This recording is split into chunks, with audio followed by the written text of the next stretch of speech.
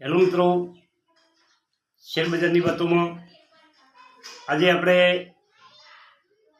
એક નાનો share first class કંપનીની વાત કરવાની છે. કંપનીનું નામ છે લોયડ એન્જિનિયરિંગ. આ શેર ઉપર આપણે ખૂબ વિડીયો બનાવ્યા છે અને મિત્રો અત્યારે 53 રૂપિયા અને 30 પૈસા ઉપર ચાલી રહ્યો છે. 16 રૂપિયા અને 30 પૈસા એનો 52 વીક લો છે અને 62 રૂપિયા અને 90 પૈસા એનો હાઈ થયો છે અને અત્યારે 53 રૂપિયા ઉપર ટ્રેડ થઈ છે. મિત્રો, આ 5% થી 7% ઘટ્યો થશે. તમારે એમાં પોઝિશન લેવી હોય તો 50 થી નીચો જાય તો આ કંપનીમાં તમે વિચારી શકો છો. આ ફક્ત ઇન્ફોર્મેશન છે કે કંપની શું કામ કરે છે. કંપની ટર્બાઇન બનાવવાનું કામ કરે અને એ ડિફેન્સના ટર્બાઇન બનાવે છે. મોટી મોટી સબમરીબનના ટર્બાઇન બનાવે છે અને બહુ સારામાં સારી કંપની છે. કંપની નુકસાનમાં હતી અને હવે કંપની નફો દમદાર કરી રહી છે. એના પણ આપણે વાત કરીશું કે EPS એનો 0.57 કે 57 પૈસા એનો EPS ચાલે છે. PE 93 છે. PE થોડોક મોંઘો થયો છે, પરંતુ 40-45 રૂપિયા શેર આવશે એટલે PE રિઝનેબલ થઈ જશે. PB છે 9.3 અને બુક વેલ્યુ છે 3 રૂપિયા અને 21 પૈસા. ફેસ વેલ્યુ છે 1 રૂપિયો. હવે કંપનીએ કેવું રિટર્ન આપ્યું છે એની વાત કરીએ તો એક મહિનામાં -8% રિટર્ન છે, 3 મહિનામાં 12% અને 6 મહિનામાં 31%નું રિટર્ન આપ્યું છે. પરંતુ જેને લાંબા ગાળાનો શેર રાખ્યો છે, જે પહેલેથી શેર જેના પાસે છે, એને કેવું રિટર્ન મળ્યું છે? 1 વર્ષમાં 152%, 2 વર્ષમાં 329% અને 5 વર્ષમાં 4745% રિટર્ન મળ્યું છે. મિત્રો, અત્યારે 58 લાખનું એનું વોલ્યુમ થાય છે અને 51% લોકો ડેલી શેરમાંથી ઉઠાવે છે. હવે એના શેર હોલ્ડિંગની વાત કરા તો 59.78% પ્રમોટર પાસે છે, 1.3% FIC છે, 0.09% DI છે અને 39.9% પબ્લિક પાસે શેર છે. હવે એના વેચાણના આંકડાની વાત કરીએ તો 2021માં 70 કરોડ, 2022માં 50 કરોડ અને 2023માં 312 કરોડ ગજબના એના વેચાણના આંકડા છે. અને પ્રોફિટની વાત કરા તો 2021માં 0 પ્રોફિટ હતું, 2022માં 5 કરોડનું પ્રોફિટ કર્યું અને 2023માં 17 કરોડનું પ્રોફિટ કર્યું. એનું શેર કેપિટલ છે 98 કરોડ અને એસેટ છે 58 કરોડ. હવે ક્વાર્ટરના આંકડા જોવા તો સપ્ટેમ્બરમાં 121 કરોડનું વેચાણ કર્યું હતું અને ડિસેમ્બરમાં 202 કરોડનું વેચાણ કર્યું છે. સપ્ટેમ્બરમાં 18 કરોડનો નફો હતો અને ડિસેમ્બરમાં 27 કરોડનો નફો હતો. હવે એની પછીની બીજી કંપનીની વાત કરીએ તો બીજી કંપની છે NHPC. મિત્રો, આ કંપની 115નો હાઈ બનાવ્યો હતો. અત્યારે 90 રૂપિયા આસપાસ ટ્રેડ થઈ છે. એના હાઈથી મિત્રો 25 રૂપિયા નીચો ચાલી રહ્યો છે અને national highway mission PM Suryoday Yojana નીચે આજે કંપનીને ખૂબ ફાયદો થયો છે. હાઇડ્રો પાવર જનરેશન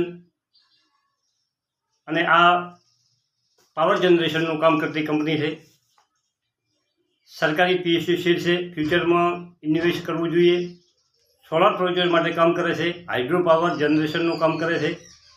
કંપનીનું માર્કેટ કેપ મિત્રો 103 કરોડ છે અને EPS 3.88 છે, PA 25.94 છે, PB 2.68 છે, બુક વેલ્યુ 37 રૂપિયા છે, ફેસ વેલ્યુ 10 રૂપિયા છે અને ડિવિડન્ડ 1.84 આપે છે.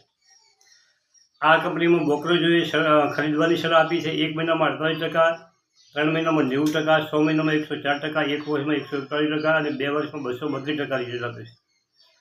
પ્રમોટરનું હોલ્ડિંગ છે 70.95, સરકારી કંપની. FIC 7.38, DI 14.95 અને પબ્લિકનું ફક્ત 100% જોમાં હોલ્ડિંગ છે. બજેટમાં ગ્રીન એનર્જી માટે ખૂબ મોટું ફાળવણી થઈ છે.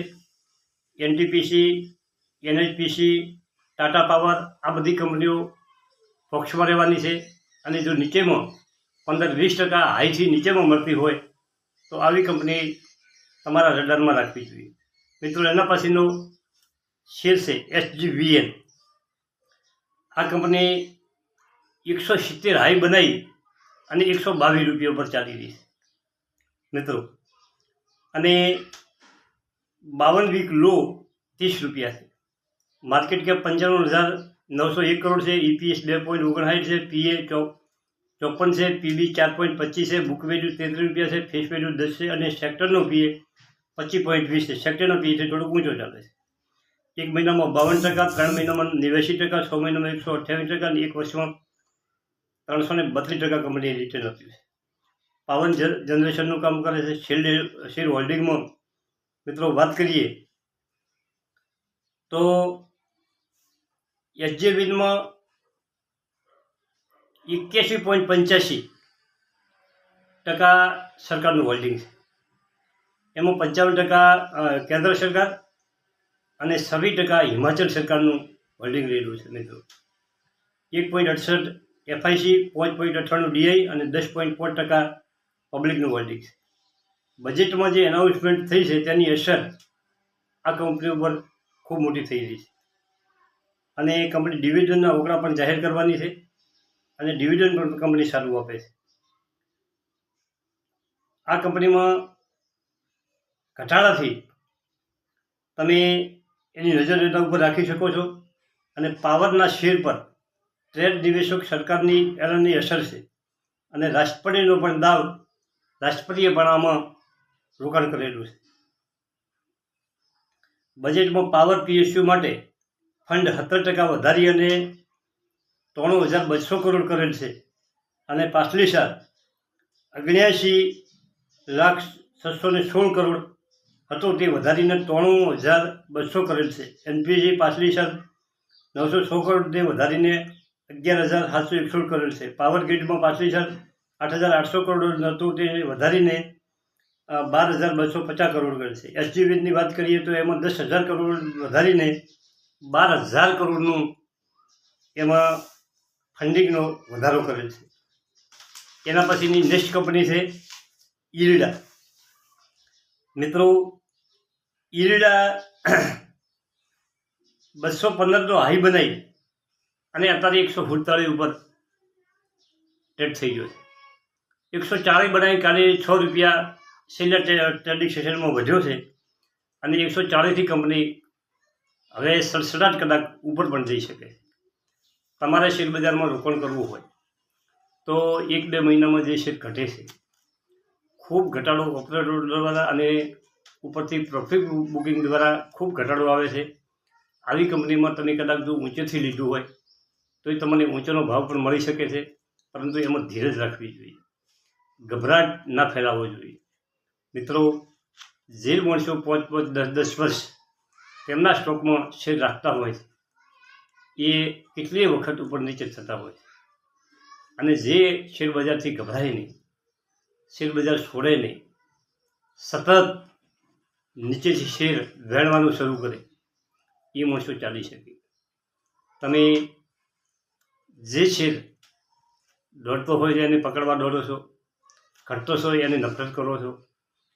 આ ટ્રેજેડી તમારા માટે શેર બજાર માટે ખોટો ચીજ હોય છે. આ સારું નથી.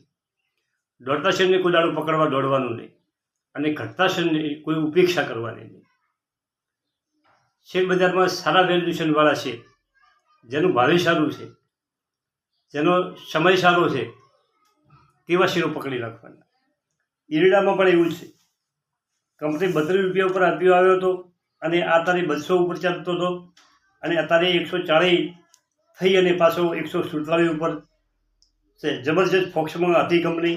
બજેટમાં એનાઉન્સ કરેલ છે. ઇરડા, KPI ગ્રીન, સુઝલોન આ બધી કંપનીઓ ભવિષ્યની કંપનીઓ છે. એની ઉપેક્ષા મત કરો. અને સુઝલોનની વાત કરો કે સુઝલોન 40થી નીચે ગયો, 38 રૂપિયા આવી ગયો અને વળી પાછો 40 ઉપર આવી ગયો છે. આ કંપનીમાં પણ કોઈ ગભરાટ ફેલાશો નહીં, જરાય ગભરાવાની જરૂર નથી. કંપની તમને સારામાં સારું રિટર્ન આપી શકે એવી કંપનીઓ છે. તો મિત્રો, થેન્ક યુ, આભાર.